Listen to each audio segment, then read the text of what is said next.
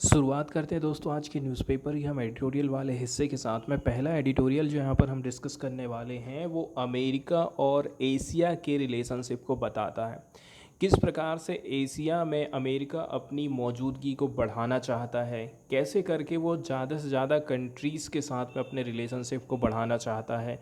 Asia की बढ़त बहुत तेज़ी के साथ में हो रही है एशियन कंट्रीज़ के साथ में, इसलिए अमेरिका आज के समय में फोकस कर रहा है एशियन कंट्रीज़ के ऊपर, चाहे वो इंडिया हो चाहे वो अदर कंट्रीज़ हों।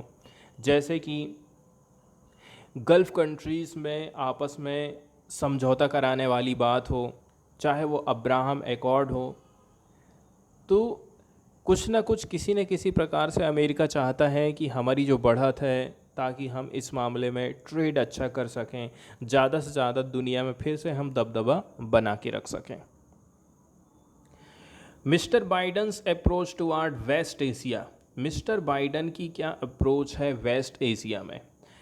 G20 समिट जिसका आयोजन किया गया था नई दिल्ली में, ठीक है, इस महीने के पहले, यूनाइटेड स्टेट के जो प्रेसिडेंट है जो बाइडन, इसके अलावा अदर लोगों ने उद्घाटन किया था US सपोर्टेड इंफ्रास्ट्रक्चर प्रोजेक्ट, ताकि कनेक्ट किया जा सके इंडिया को वेस्ट एशिया के साथ में एंड यूरोप के साथ में with shipping line, rail network, pipeline and data cable. जिस प्रकार से चाइना पूरी दुनिया को कनेक्ट करने के लिए बड़े बड़े प्रोजेक्ट बना रहा है, BRI प्रोजेक्ट बना रहा है, belt and road initiative project चला रहा है, उसी को काउंटर करने के हिसाब से ये प्रोजेक्ट लॉन्च किया गया है। इसमें अमेरिका ने सपोर्ट दिया है हमको, इसके माध्यम से इंडिया यूरोप के साथ में कनेक्ट हो पाएगा, सीधे सीधे हम ट्रेड कर पाएंगे, हमारा ट्रेड का जो रूट है वो सीधा हो जाएगा, हमारा ट्रैवल करने का जो टाइम है वो कम हो जाएगा। इसके लिए हम जो है जहाज़ के माध्यम से कनेक्ट होने वाले हैं, रेल नेटवर्क के माध्यम से कनेक्ट होंगे, पाइपलाइन एंड डाटा केबल के माध्यम से भी हम कनेक्ट होने वाले हैं। इसके साथ साथ में हम देखते हैं कि एक सप्ताह पहले US का जो हाई लेवल का डेलीगेशन था, इसने विजिट किया था सऊदी अरबिया की, chasing a normalisation agreement between Sunni kingdom and Jewish state of Israel. America चाहता है कि देखिए सुन्नी किंगडम, इसके साथ साथ में ज्यूइश स्टेट इज़राइल, दोनों के बीच में जो रिलेशनशिप है उसको नॉर्मल किया जा सके। इसलिए अमेरिका की तरफ से अपने डेलीगेशन भेजे गए, प्रतिनिधि भेजे गए, ताकि दोनों देशों के बीच में शांति स्थापित करी जा सके। अब हम विश्लेषण करना चाहते हैं अमेरिका की वेस्ट एशिया को लेकर के पॉलिसी किस प्रकार से है, कैसी स्ट्रेटजी है उनकी। इसको हम दो पार्ट में डिवाइड करके देख सकते हैं। पहले नंबर की बात यह है ट्रंप एरा की पॉलिसी को कंटिन्यू लेकर के चलना। इसके अंतर्गत अमेरिका के जो दो पिलर हैं इस रीजन में, गल्फ अरब एंड इज़राइल, दोनों को कैसे करके हम जो है क्लोज में ला सकते हैं to meet their common geopolitical challenges such as Iran's rise. जैसे कि वो लोग भी ईरान को दबाना चाहते हैं, अमेरिका भी ईरान को दबाना चाहता है, तो इसके लिए वो चाहता है कि जो गल्फ़ कंट्रीज़ हैं और इज़राइल है, ये दोनों आपस में अपने रिलेशनशिप को बेस्ट करें। अब्राहम एकॉर्ड की यदि हम बात करें, Abraham Accords reach under Mister Trump's tutelage set the stage for the transformation of Israel's tie with United Arab Emirates। जब डोनाल्ड ट्रंप राष्ट्रपति हुआ करते थे तो उन्होंने जो है अब्राहम एकॉर्ड को सपोर्ट किया था। इसके माध्यम से एक बेस तैयार हो गया था कि इजराइल की जो संबंध है यूनाइटेड अरब अमीरात के साथ में, वो उसमें कुछ सुधार आएगा। लेकिन इसकी जो सही एनर्जी है इस पॉलिसी की, would not be reached unless there is a deal. हमने ये पॉलिसी तो लेकर के आ गए हैं, लेकिन हम इसका पूरी तरह से यूज़ तभी कर पाएंगे जब तक कि ये जो डील है ना इज़राइल एंड सऊदी अरबिया के बीच में काम ना करने लग जाए। तभी जाकर के हम ये कह सकते हैं ये जो डील हुई थी वो फुल पोटेंशियल के साथ में काम कर रही है। Administration believes that Saudi-Israel deal would transform Arab-Israel tie, strengthening the US position in the region without further military commitment। Administration America का ये सोचता है कि सऊदी अरब और इजराइल के बीच में जो शांति की डील चल रही है ना, इससे अरब इजराइल के बीच में ट्रांसफॉर्मेशन आ सकता है संबंधों में। इसके साथ साथ में यूएस की जो पोजीशन है इस क्षेत्र में वो मजबूत हो जाएगी। बिना मिलिट्री के कमिटमेंट किए, बिना हथियार उठाए ही वो युद्ध जीत जाएगा, ऐसा एडमिनिस्ट्रेशन का सोचना है। सेकेंड नंबर की बात यह है, बाइडन की जो अप्रोच रही है is to assure America's friends and allies that US is not existing from west. वो अपने मित्रों को ये बताना चाहता है कि भले ही मैंने अफ़गानिस्तान से सेनाएं वापस ला लिया है, लेकिन अभी मैं वेस्ट एशिया को छोड़ने वाला नहीं हूँ।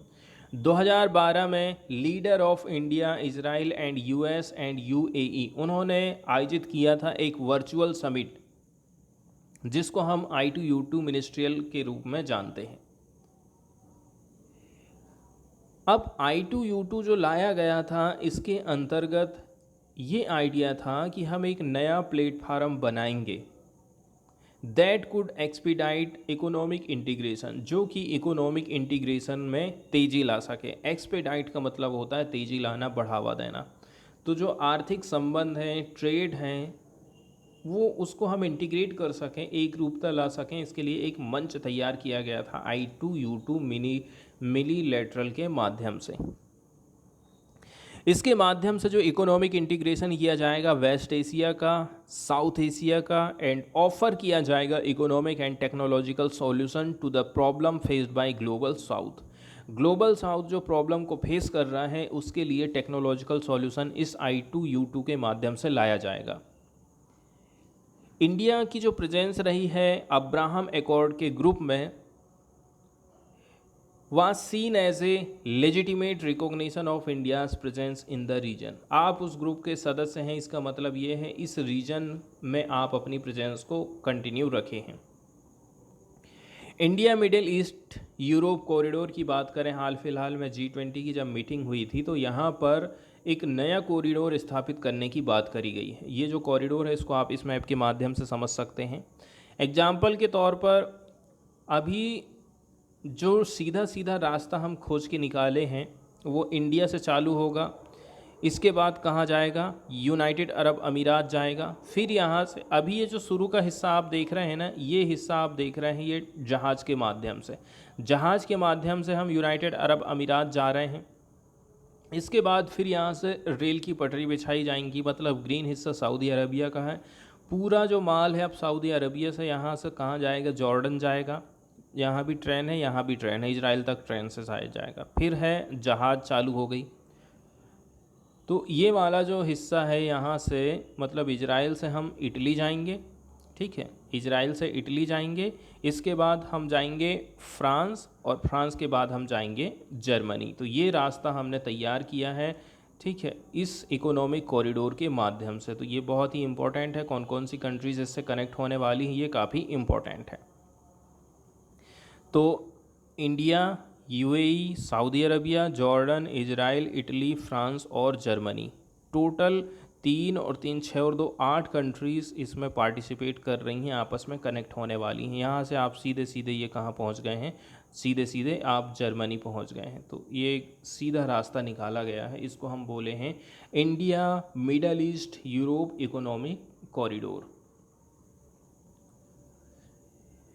इसके अंतर्गत हम जो है बिल्ड करेंगे एक इकोनॉमिक कॉरिडोर, एक economic way from India's western coast, ये जाएगा गल्फ़ होते हुए, मतलब यूनाइटेड अरब अमीरात और सऊदी अरबिया होते हुए, फिर जॉर्डन जाएगा, फिर इजराइल जाएगा, फिर मेडिटेरियन सागर से होते हुए इंडिया यूरोप को कनेक्ट करेगा।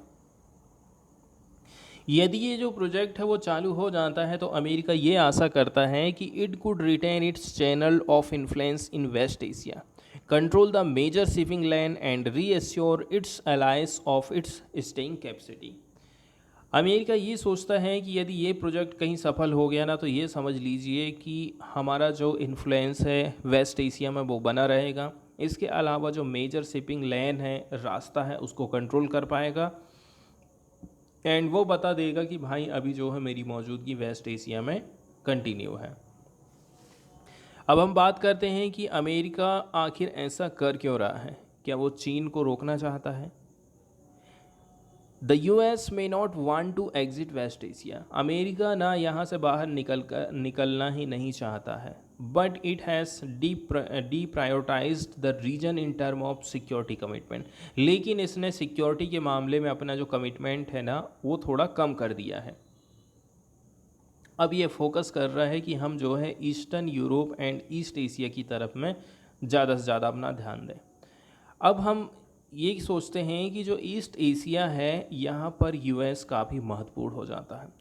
एंड चाइना की बात करें which is dependent on import for over 70% of its oil requirement. East Asia क्या है ना, अपना 70% जो ऑयल रिक्वायरमेंट है वो ईस्ट एशिया से ख़रीद रहा है। Is enhancing its focus on West Asia, अभी चाइना वेस्ट एशिया की तरफ में अपना फोकस बढ़ाते जा रहा है। चाइना आज के टाइम में बिगेस्ट ट्रेडिंग पार्टनर के रूप में उभर करके आया है अमेरिका के गल्फ अरब एलाइंस में and a major investor in the region, और ये बहुत बड़ा इन्वेस्टर के तौर पर भी उभरा है। अब उसकी ये इच्छा है कि हम जो है एक बड़ा से बड़ा रोल अदा करें as a peacemaker, which was evident in the Iran Saudi reconciliation agreement. अब जैसे अमेरिका आगे है ठीक उसी प्रकार से चाइना भी आगे है। उसने क्या काम किया है, ईरान और सऊदी अरब को आपस में जोड़ने का काम किया है, शांति स्थापित करने की कोशिश किया है। But it can not just exit West Asia because China would try to fill vacuum. अब अमेरिका यहाँ से बाहर नहीं निकलेगा क्योंकि चाइना इस जगह को भर देगा यदि अमेरिका यहाँ से जाता है तो।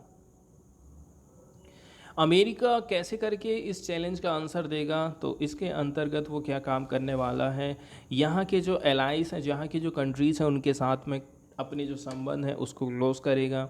इसके साथ साथ में स्ट्रेंथन करेगा यूएस सिक्योरिटी आर्किटेक्चर को, एंड इंडिया को as a bigger and stable partner के तौर पर देखता है। वेस्ट एशिया का बार बार यहाँ पर उल्लेख आ रहा है, लेकिन इन सब चीज़ों को यूएस कैसे करके देखता है और कैसे करेगा। यहाँ पर वेस्ट एशिया के बारे में आप देख सकते हैं, एशिया का जो पश्चिमी हिस्सा है वो वहाँ पर जो कंट्री लोकेटेड है वो पूरी वेस्ट एशियन कंट्रीज़ हैं, जैसे अजरबैजान है, Georgia, Armenia, Turkey, Syria, Cyprus, Lebanon, Palestine, Israel, Jordan, Iraq, Kuwait, Bahrain, Qatar, Oman, Yemen, Saudi Arabia, United Arab अमीरात।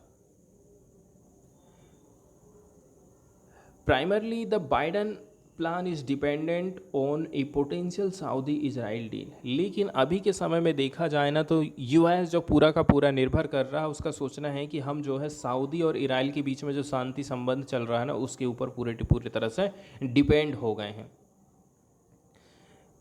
और अभी हाल फिलहाल में जो सऊदी क्राउन प्रिंस हैं मोहम्मद बिन सलमान, उन्होंने कहा था एक इंटरव्यू में रिसेंटली कि दोनों जो साइड हैं वो क्लोज़र हो रहे हैं ईच अदर एवरी डे।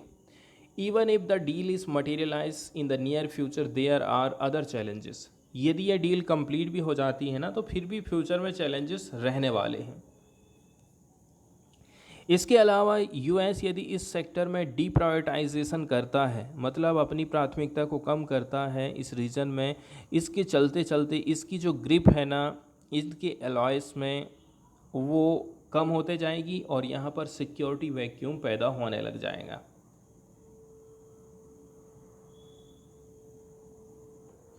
अब लेकिन हम बात करें तो देखिए यहाँ पर अमेरिका ज़रूर चाह रहा है कि उसका जो इन्फ्लुएंस है ना इस क्षेत्र में बढ़ता जाए, लेकिन सऊदी अरब और यूनाइटेड अरब अमीरात जो है ना इंडिपेंडेंट तरीके से पॉलिसी का निर्माण करना चाहते हैं एंड स्ट्रेंथनिंग कर रहे हैं अपने टाइज को राइजिंग पावर के साथ में। अमेरिका अकेले के ऊपर वो डिपेंड नहीं होना चाहते। उन्होंने डिसीजन किया था कि हम जो है ब्रिक्स ग्रुपिंग में पार्टिसिपेट करेंगे, जैसे Brazil, Russia, India, China, South Africa है, is a case in point, so they might welcome America's diplomatic push और इकोनॉमिक इंटीग्रेशन प्लान। हालांकि ये अमेरिका का जो डिप्लोमेटिक पुश है, सपोर्ट है और इकोनॉमिक इंटीग्रेशन प्लान है वो इसका सपोर्ट करते हैं, लेकिन वो उसके गुलाम बनकर नहीं रहना चाहते हैं like they were during the cold war, जैसा कि कोल्ड वार के टाइम में हुआ करता था।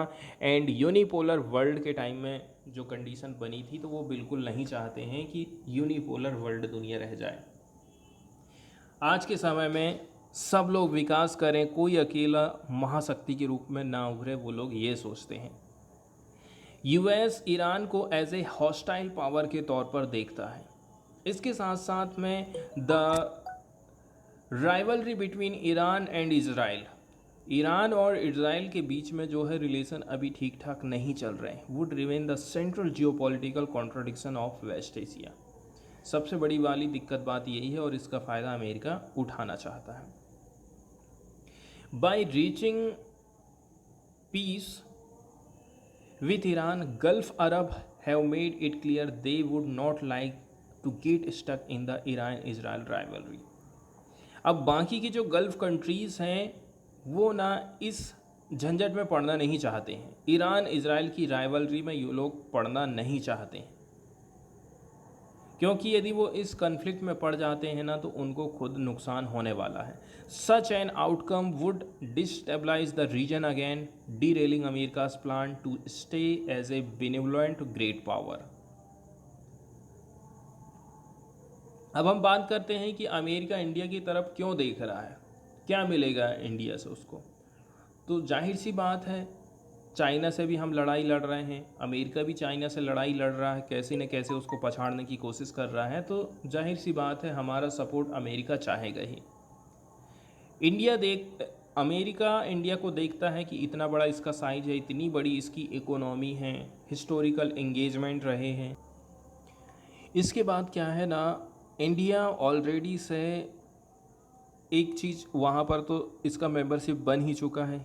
एक तरफ तो वो अमेरिका के प्रोजेक्ट का सपोर्ट कर रहा है, दूसरा वो रसिया के प्रोजेक्ट को भी सपोर्ट कर रहा है। तो कुल मिलाकर के वो ना पूरी तरह से अमेरिका की तरफ जाना चाहता है और ना ही वो रसिया को छोड़ना चाहता। देखिए पहले क्या है, इंडिया को यदि रसिया तक पहुंचना होता था तो वो ये नीली वाली लाइन के रास्ते से होकर के जाता था। आज के समय में सीधा सीधा रास्ता निकाल लिया गया है, इंडिया, ईरान, अजरबैजान और रसिया जाना है यदि तो उसके माल की ढुलाई करना है तो इस रास्ता को हम बोलते हैं रसिया, ईरान एंड सेंट्रल एशिया वाला जो कॉरिडोर है, नॉर्थ साउथ ट्रांसपोर्ट कॉरिडोर के नाम से इसको जाना जाता है। इसके साथ साथ में हम देखते हैं कि India Middle East Europe corridor का भी हिस्सा बना है। इंडिया यूनाइटेड अरब अमीरात का जुबैल अली, फिर यूनाइटेड अरब अमीरात का गुवाइफिएट, रियाद, हरदाह, अल हदीता, हाइफा और ग्रीस है, पेरिस है, फ्रांस है, ये सारी जो कंट्रीज़ हैं इसके माध्यम से कनेक्ट होने वाली हैं। इसके बाद वाला जो एडिटोरियल यहाँ पर हम डिस्कस करने वाले हैं वो मीडिएशन बिल 2023 से रिलेटेड है। पार्टिकुलरली यहाँ पर कंपनियों का जो विवाद चल रहा है उसको कैसे करके जल्दी से जल्दी हम निपटा सकते हैं, इसके लिए मध्यस्थता बिल 2023 सरकार लेकर के आई है। तो इसके अंतर्गत जो डिस्प्यूट हो रहे हैं उसको मीडिएशन के माध्यम से, मध्यस्थता के माध्यम से ख़त्म किया जाएगा। इस बिल ने The bill requires person to try to settle civil or commercial dispute through mediation before approaching any court or tribunal। इसके माध्यम से कोई भी जो व्यक्ति है, चाहे वो सिविल हो चाहे वो कमेरिकल डिस्प्यूट हो, उसके लिए वो मीडिएशन के लिए जा सकता है। आपको कोर्ट या फिर ट्रिब्यूनल जाने की ज़रूरत नहीं पड़ेगी। इसके लिए टाइम पीरियड की बात करें, ए पार्टी में withdraw from mediation after 2 mediation session. इसके बाद बात करें कि वो कब अपने आप को विथड्रॉ कर सकता है मीडिएशन से, तो इसके लिए जो है 2 मीडिएशन का जो सेशन है इसके बाद आप जो है अपने आप को बाहर कर सकते हैं। The mediation process must be completed with in 180 days, और ये जो मीडिएशन का पीरियड रखा गया वो 180 दिन में कंप्लीट हो जाना चाहिए। इसको 180 दिन के लिए और भी बढ़ाया जा सकता है। इसके बाद मीडिएशन काउंसिल ऑफ इंडिया की बात करें, इस बिल में प्रोवाइड किया गया है, सेटअप किया जाएगा मीडिएशन काउंसिल ऑफ इंडिया। इसका फंक्शन क्या रहेगा? इसका फंक्शन रहेगा मीडिएटर को रजिस्टर करना, रिकॉग्नाइजिंग करना मीडिएशन सर्विस प्रोवाइडर को एंड मीडिएशन इंस्टीट्यूशन को।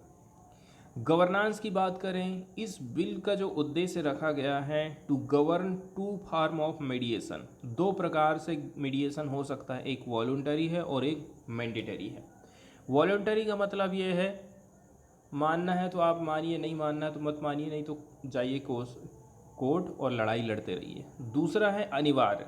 मैंडेटरी के अंतर्गत यदि समझौता दो लोगों के बीच में कराया जा रहा है तो उसको अनिवार्य तौर से मानना पड़ेगा।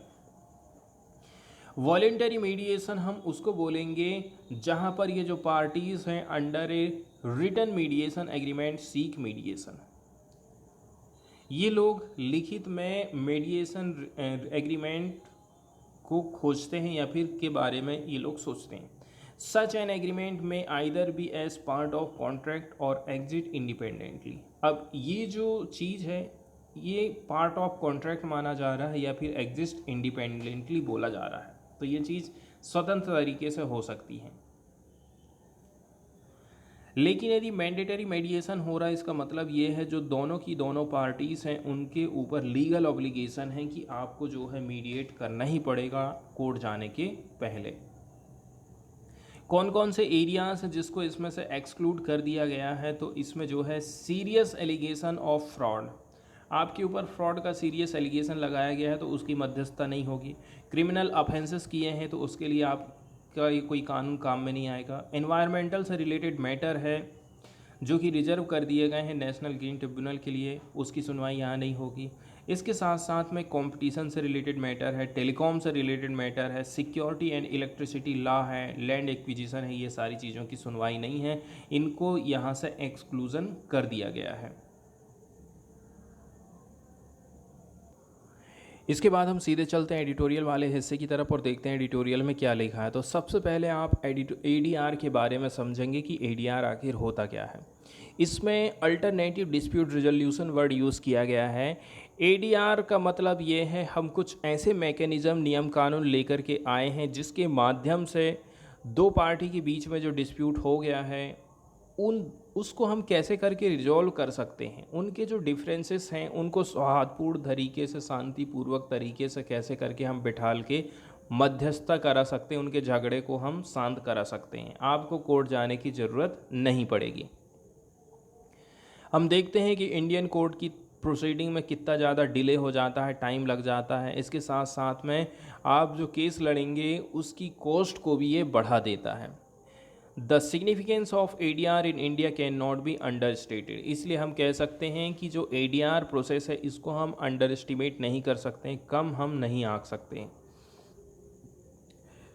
अभी हाल फिलहाल में ये जो डिस्कशन है लार्जली फोकस्ड किए जा रहे हैं आर्बिट्रेशन को लेकर के या फिर कॉन्सिलेशन को ऑफ डिस्प्यूट को लेकर के under the arbitration of conciliation act 1996।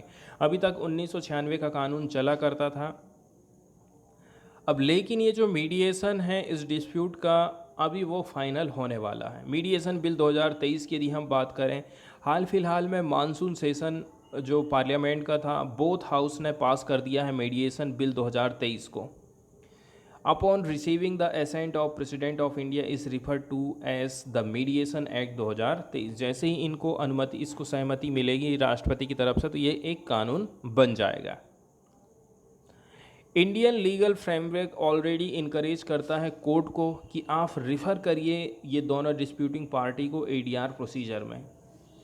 ज़्यादा से ज़्यादा कोर्ट ये चाहती है कि इन दोनों का मध्यस्थता हो जाए, समझौता हो जाए और हमारी छुट्टी हो जाए, हमारे केस से छुटकारा मिल जाए। इसमें इंक्लूडिंग है mediation if there were element of settlement which the parties may accept, यदि चाह रही हैं वो एक्सेप्ट करना चाह रही हैं तो भाई सबसे पहले इनको कोर्ट में आने से पहले ही ये मुद्दे को हम निपटा देते हैं। इसके बाद जो न्यूज़ यहाँ पर हम डिस्कस करने वाले हैं वो एशियन गेम्स 2023 से रिलेटेड है। कब इसका शेड्यूल रखा गया है, कहाँ वेन्यू होगा और कौन कौन सी क्रिकेट टीमों का भी यहाँ पर शेड्यूल रखा गया है। 19वें नंबर का जो एशियन गेम्स 2022 है ये 23 सितंबर से 8 अक्टूबर 2023 तक चलने वाला है। तो जो एशियन गेम 2023 है will feature a diverse array of 40 sport making it a grand spectacle of 61 disciplines. 2023 का जो एशियाड है या फिर एशियन गेम है अपने आप में ख़ास माना जा रहा है। यहाँ पर आपको 40 किस्म के स्पोर्ट देखने को मिलेंगे और यहाँ पर 61 डिसिप्लिन शामिल किए गए हैं।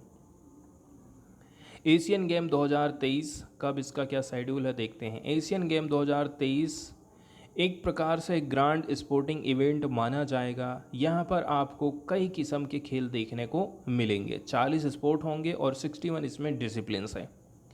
India has a strong track record of the Asian Games, having previously sent a contingent of 570 player competing in 36 sport. अभी तक भारत ने 570 प्लेयर भेजा है जो कि 36 स्पोर्ट में पार्टिसिपेट किए हैं। 2023 का ये जो गेम रहेगा ये बताएगा एथलेटिक की प्रोवेस को, एथलेटिक्स की पावर को, इसके साथ साथ में कल्चरल एक्सचेंज होगा as representative from various Asian nations country complete split sportsmanship and camaraderie. वहीं हम बात करें इस एशियन गेम 2023 के बेसिक बैकग्राउंड की, तो ओलंपिक काउंसिल ऑफ एशिया एक संस्था बनाई गई है जो कि इसको ऑर्गेनाइज करने का काम कर रही है 1982 से ही।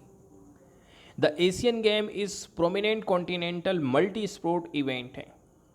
कैसे हैं ये? महाद्वीपी हैं, मल्टी स्पोर्ट यहाँ पर आयोजित करे जाते हैं। हर 4 साल में इनका आयोजन होता है।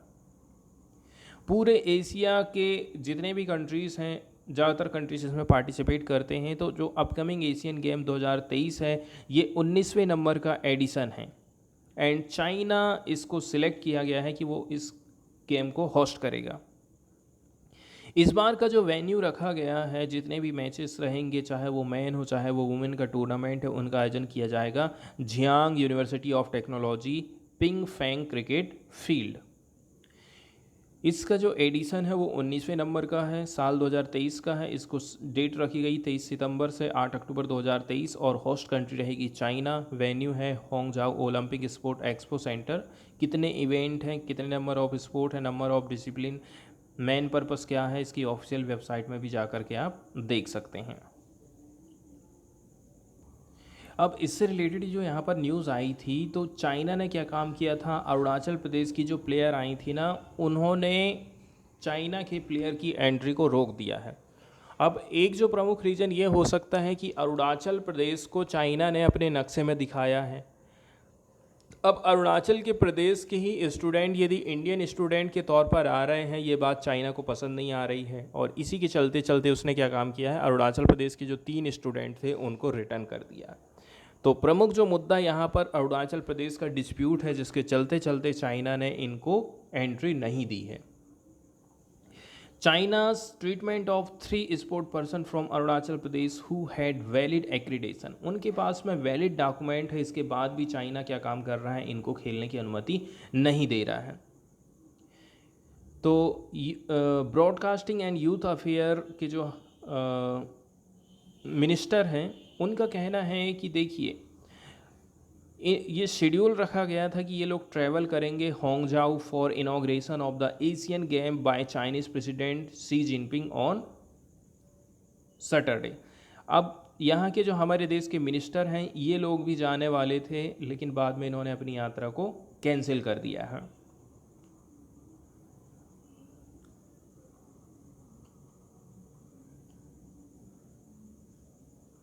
अब यहाँ पर एक चीज़ हमारे काम की है, वो ये है, स्टूडेंट लोगों को क्या है, एशियन गेम में जितने भी बच्चे खेलने जा रहे हैं, सभी स्पोर्ट पर्सन को एक्रीडेशन दिया जा रहा है। एक प्रकार से कार्ड दिया जा रहा है जो कि वीज़ा के तौर पर काम करता है चाइना में एंट्री के लिए, and not visas on their passport.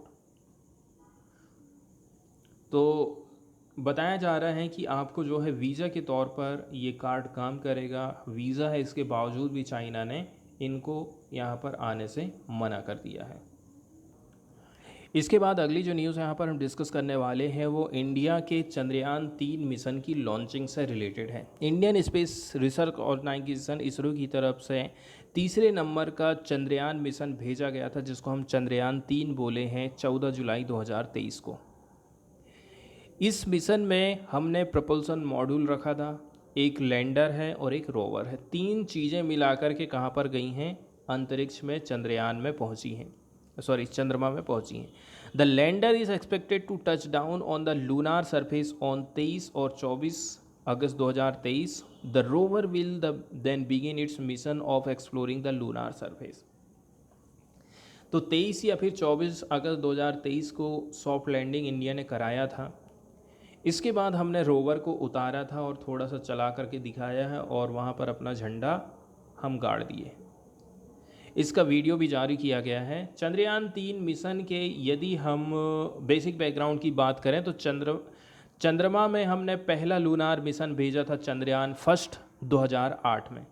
It was a success and provided valuable data about the lunar surface by orbiting in the moon for 312 days. 2008 में हम जब चंद्रयान फर्स्ट भेजे थे तो ये सक्सेसफुल रहा था और इसने हमें काफ़ी वैल्यूएबल डाटा प्रोवाइड किया about the lunar surface by orbiting the moon. 312 दिन तक ये क्या है, मून की ऑर्बिट में चलते रहा। चंद्रयान-3 को हमने लॉन्च किए थे 2019 में and it included in orbiter A lander and A rover. इसमें ऑर्बिटर है, एक लैंडर है और एक रोवर है, 3 चीज़ें मिला करके इसको भी हमने बनाए हैं। तो जो ऑर्बिटर था इसको हमने सक्सेसफुल तरीके से लूनार के ऑर्बिट में कक्षा में भेज दिए थे और ये कंटिन्यू हमें जो है वैल्यूएबल डाटा प्रोवाइड कर रहा है मून के बारे में। लेकिन ये जो लैंडर था वो सेफ तरीके से लैंड नहीं कर पाया था and rover was unable to deploy, और हम रोवर को यहाँ पर उतार नहीं पाए। तो चंद्रमा के साउथ पोल पर जाने वाला दुनिया का पहला देश बन गया है कौन? इंडिया बन गया है। इसको कहाँ से हमने लॉन्च किए हैं तो आप देख सकते हैं, जो पुलिकट लेक है, बे ऑफ बंगाल है, स्पेस सेंटर श्रीहरिकोटा से हमने इसकी लॉन्चिंग करें। एकदम नीचे वाले हिस्से से आप देख सकते हैं साउथ में।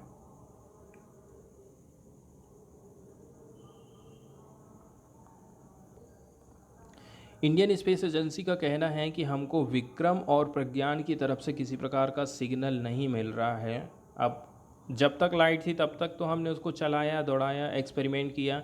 जैसे ही यहाँ पर अंधेरा छाया, फिर यहाँ पर हमारा जो ये कहना चाहिए सैटेलाइट था, जो लैंडर है और जो रोवर है, वो स्लीप मोड में हमने उसको डाल दिए थे। अब दिक्कत यहाँ पर ये हो गई है कि स्लीप मोड में हमने डाल दिए हैं और हम चाह रहे हैं अब इसको चालू करें, लेकिन यहाँ से किसी प्रकार का हमको सिग्नल नहीं मिल पा रहा है। कंटिन्यू हमने एफोर्ट किए हैं कि हम इस्टेब्लिश करें कम्युनिकेशन। तो 2 सितंबर को 2023 को rover was put into sleep. 2 सितंबर को हमने रोवर रोबोट को क्या काम कर दिया, स्लीप मोड में डाल दिए थे। 2 days later on 4 September the lander was also put to sleep. इसके बाद हमने लैंडर को भी स्लीप वाली मोड में डाल दिया है। Hoping for their awakening around सितंबर 22-23। अब हम ये सोचे थे कि सितंबर 22 तक ये क्या है ना अपना काम चालू कर देगा या फिर जाग जाएगा, लेकिन हमें अभी जो है किसी प्रकार का कांटेक्ट इनसे नहीं मिल पा रहा है।